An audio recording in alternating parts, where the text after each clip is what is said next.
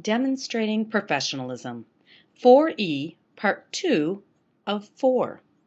Specifically, we're going to look at a teacher is highly proactive, seeking out resources when needed in order to serve students effectively and working to ensure every student is college and career ready.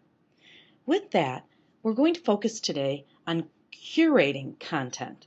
That is not just collecting information, but it is narrowing, focusing, crafting the content to exactly the needs of the student or potentially the families. But it's sifting through and only giving the best of the best. So when we hear the term curating, we think museum, but now we're all digital curators. So this term is starting to be used more and more.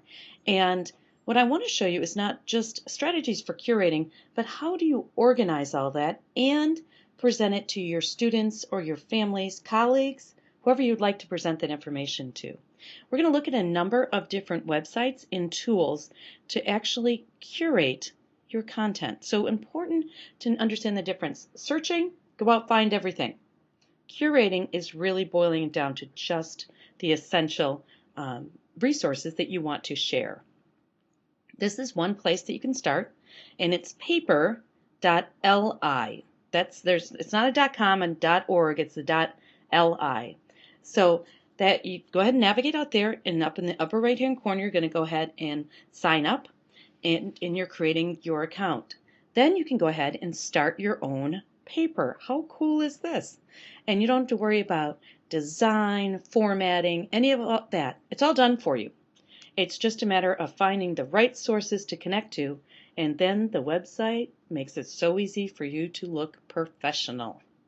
Now, one piece of the college and career ready that we're getting students ready for is a social world, social media. And so your newspaper can be delivered to blogs, Google+, Twitter, Facebook. That's where our students are. So you can go ahead and have your content pushed out there. Now, I'm not saying you have to go and be on Facebook and engage with students, but it can go ahead and be fed out if needed. You get fresh news every single day because you pick the content sources, and that news can go ahead and flow through your newspaper. Now, just like most of these sites, you have a basic, pro, and enterprise. Start with the free, and then if you just really get into it and you're curating away, you can go ahead for the $9 a month, get you the added features. So most of the sites do this, where they do part of it's free, and then you go to a pro. I've been using the free for a while, and I have not felt a need to upgrade at this point. Now, you can have 25 different source feeds, which is quite a few compared to some of the other ones that I looked at. Meaning you could have 25 different resources. Let's say that you teach history. You could have 25 history sources that feed into your newspaper. You can edit things. You have the ability to customize things.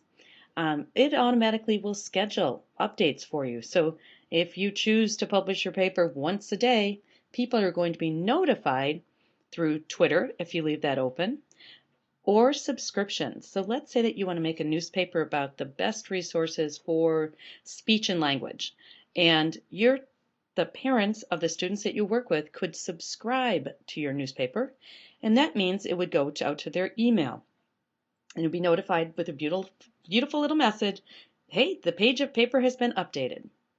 Now, if you notice in the bottom right hand corner, bookmarklet. Whenever you hear a marklet, that usually means that it is a shortcut that is on your browser above the web page that you're viewing. But the purpose of a bookmarklet is a shortcut to a website that you can go ahead and then click, and it will grab content from the page that you're on. So I want you to hear that term marklet. Whenever you hear that, you want to know that means a shortcut to somewhere else. Almost kind of like a bookmark, but it's visually usually across your address bar. Now, Paperly was one choice. Scoop It is another one. Now, it's scoop.it, not .com or .org. And again, you can have a beautiful newspaper where all the formatting, everything's all done for you, and it just captures the information. Now, this was designed to kind of cut through all the messages that are out there and pull everything together on one topic page. So you can be super specific on this page. Maybe you teach a media class. You can just have one single topic and then flow everything together. Again, we have different plans. I have been scooping it for free for years and have not felt a need to upgrade at this point. But you have options. There's options, everybody. The one part that really surprised me, though, which I did not realize, is I only have 5 topics. And that surprised me because I wasn't sure how that worked. And so I'm like, I'll have to investigate a little deeper. I think I might have 5 topics, but I can have multiple sources under those topics, I believe. So that's Scoop It. Now we're going to go to Stumble Upon. Now, I have tried to use the site repeatedly, but I think I wasn't doing it in the right way. So this time I sat back and took a little break, and I went back in and I figured out what I had done wrong. Well, what I had done is you go ahead under your profile, you set up what kind of news sources you want. And I had selected, I think, every single thing. So, fashion to travel to everything. So I kept getting all this random stuff and I couldn't figure it out. Well, because I had checked almost everything, that would be the problem. So I went back and just clicked on education to see what that would look like. So what you get basically are 3 recommendations. And then you see the orange box on the upper left. You stumble then, and it gives you different resources. So like you're stumbling upon something. I'm like, oh, I think I'm getting it now. So these are some recommended pages for me based on education that I put in. And this is not education, but if I click, you can see above, I clicked up in the dashboard and I clicked on what's trending. So it'll kind of show you what's trending means, what's moving up. Okay, then I went to lists. Now I was getting a little more adventurous. And these are lists of people that are organized around different topics. I was like, wow, look at all these things on here. All you want to do is talk about video games. There's 5.3 million followers on that topic. Mythology, really? That many people. And so I was like, wow. So I think I've kind of missed the boat as I was doing this incorrectly. But I think what I would do going forward is I would find specifically in education what I want to follow. Maybe I'm interested in video games and education. That would be interesting to see if there's a group on that. But find the list, I think, is what I was missing in the past. All right, so that's the key. There's the button. When you're ready to go to the next page, go ahead and stumble upon it. Like, okay, getting it.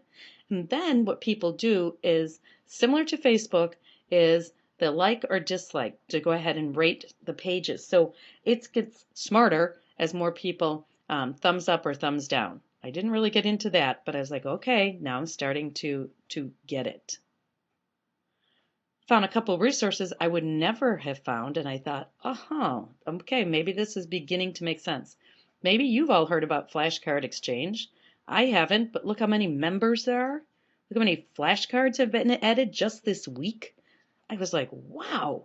And so it looks like it's beyond just education. Looks like all different topics people are learning. But then once you create your page, and you can create your own cards, then I think you can go ahead and share it on social media.